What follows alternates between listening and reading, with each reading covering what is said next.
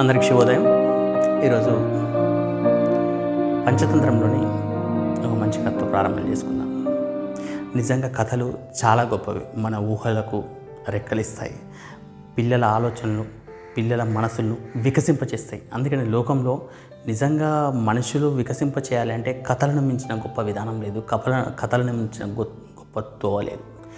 అది వీరుల కథలే కానివ్వండి, యోధుల కథలే కానివ్వండి, అనాథలు అభాగ్యుల కథలే కానివ్వండి, దేశపు కథలే కానివ్వండి. భారతదేశ స్వతంత్ర పోరాటంకు సంబంధించి మనం పరీక్షించినట్లయితే కొన్ని వందల వేల కథలు లభిస్తాయండి. మన ప్రాచీన సాహిత్యాన్ని చూసినట్లయితే పంచతంత్ర కథలు కానీ, లేకపోతే నీతి కథలు కానీ చాలా చాలా అద్భుతమైన కథలు ఉన్నాయి. కథలు మనిషి ఆలోచనలను గొప్పగా తీర్చిదిద్దుతాయి. అలా గొప్పగా తీర్చిదిద్దుతాయని అనుకునే కథల్లో ఒక కథ ఇప్పుడు మనం చెప్పుకుందాం. ఆ కథ ఒక సింహము 4 ఎద్దులకు సంబంధించింది. అనగానగా పూర్వకాలంలో, గమనించండి, కథలు అన్నవి ఆ కాలానికి సంబంధించిన అంశాలు మన కళ్ళకు కట్టినట్టు చెప్తూ ఉంటాయి. ఆ పరిస్థితులు అప్పుడు ఎలా ఉండేది అని ఆ విషయాలు మనం జాగ్రత్తగా గమనిస్తూ కథలకు వెళ్ళిపోదాం. అయితే పూర్వకాలంలో ఒక వ్యాపారి ఉండేవాడు. ఆ వ్యాపారి ఏం చేశాడు అని అంటే, తను పండించిన పంటను, కొన్న పంటను మొత్తం రైతుల దగ్గర తీసుకొని అక్కడి నుంచి వేరే పెద్ద పట్టణానికి తీసుకెళ్ళి వాటిని అమ్మి రావాలి అని అనుకొని ఆ పంటనన్నీ ఒక 12 ఎద్దుల బండ్ల మీద వేసుకొని తీసుకెళ్ళిన తర్వాత కొంత దూరం వెళ్ళిండు.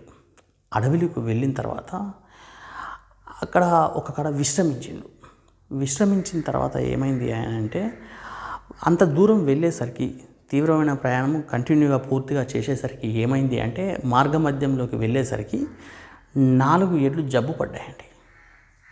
4 ఎద్దులు జబ్బు పడ్డాయి. రైతుకు ప్రత్యామ్నాయం లేదు, మన వ్యాపారికి ప్రత్యామ్నాయం లేదు. ఇక తీసుకొచ్చిన ఇంకొక అదనపు 2 ఎద్దులు ఉన్నాయి. ఆ 2 ఎద్దులను కట్టుకున్నాడు.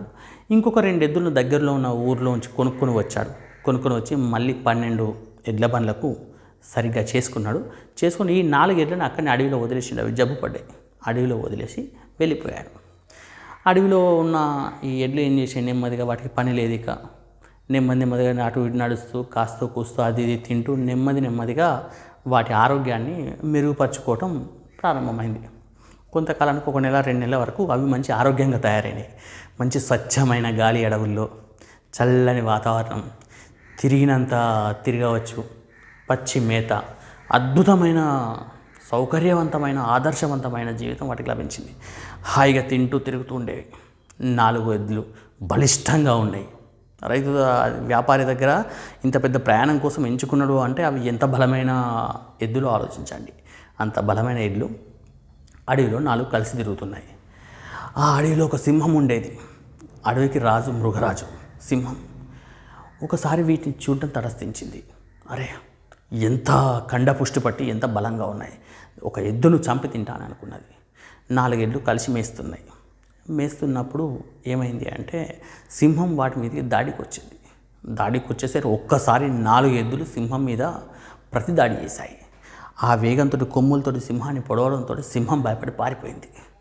కానీ సింహానికి మనసులో ఒక కోరిక మిగిలిపోయింది, ఎప్పటికైనా వీటిని చంపి తినాలి అని. అవి అంత ఐకమత్యంగా స్నేహంతో కలిసి ఉన్నాయి. ఇవి ఇంత స్నేహంగా ఉన్నప్పుడు తినడం అయితే కష్టమిక.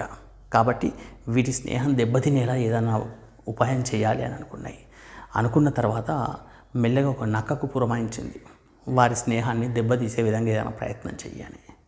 నక్క మెల్లగా వెళ్ళింది, ఎద్దులతో స్నేహం చేసింది. కొద్ది రోజుల తర్వాత వాటికే చెప్పుడు మాటలు చెప్పి వాటి స్నేహాన్ని చెడగొట్టింది.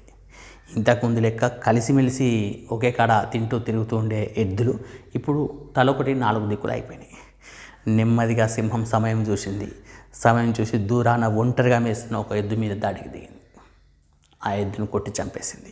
ఇప్పుడు ఆ ఎద్దు ఒక్కటే ఉంది, మిగతా 3 ఎద్దులు లేవు. కాబట్టి ఒక్క ఎద్దుని చంపి తినడం సింహానికి చాలా సులభం అయిపోయింది.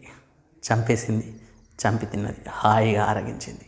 తర్వాత మరొక వారం మరొక ఎద్దు, తర్వాత ఒక వారం మరొక ఎద్దు, చివరికి 4వ ఎద్దును కూడా చంపి తినేసిందండి.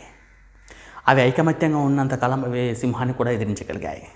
కానీ ఎప్పుడైతే వాటి స్నేహం దెబ్బతిని వాటి మధ్య ఐకమత్యం లోపించిందో అవి దెబ్బతినిపోయినాయి. అందుకే మన తెలుగులో సూక్తి ఉంటుంది, నానుడి, ఐకమత్యమే మహాబలం, కలిసి ఉంటే కలదు సుఖం. మనం కలిసి ఉన్నాము అంటే చాలా బలం ఉంటుంది. అదే విడిపోతే చాలా కష్టమవుతుంది. ఒక కట్టె పుల్లలు ఉంటాయండి, కట్టె పుల్లల కట్టగా వాటిని విరవడం కష్టం, కానీ ఒక్కొక్క పుల్లను విరవడం తేలిక. చూడండి, ఎప్పుడైతే మన లోపల కలిసి ఉన్న ఐకమత్య భావన దెబ్బతిన్నదో అవి వాటి ప్రాణాలే వదులుకున్నాయి. అయితే ఇది కేవలం అడవికే పరిమితం కాదు, ఇది ఆ కాలానికి పరిమితం కాదు. ఇప్పటికి కూడా కలిసి ఉన్నామనుకోండి, మన భారతదేశాన్ని ఎదిరించే వాళ్ళు ఎవరూ లేరు. కానీ మనం ఇలానే ఒకరికొకరు గొడవలు పెట్టుకుంటూ ఉంటే దేశం చాలా విచ్ఛిన్నకరమైన పరిస్థితిలోకి వెళ్ళిపోతుంది. మనం అభివృద్ధిని ఎన్నడూ సాధించలేము. కాబట్టి మన దేశం అంతా కలిసి ఉండాలి, మన సమాజం అంతా కలిసి ఉండాలి, పిల్లలంతా కలిసి ఉండాలి, గ్రామాలన్నీ ఐకమత్యంగా ఉండాలి. దీంతో గొప్ప అభివృద్ధులు సాధించగలుగుతాం. మృగరాజులు లాంటివి కేవలం ఎద్దులు ఎదిరించాయి. అటువంటి అమెరికా లాంటి గొప్ప గొప్ప దేశాలను కూడా భారతం ఎదిరించి గొప్ప స్థాయిలో నిలబడగలదు. కాబట్టి అందరం ఐకమత్యంగా ఉండే ప్రయత్నం చేయాలి.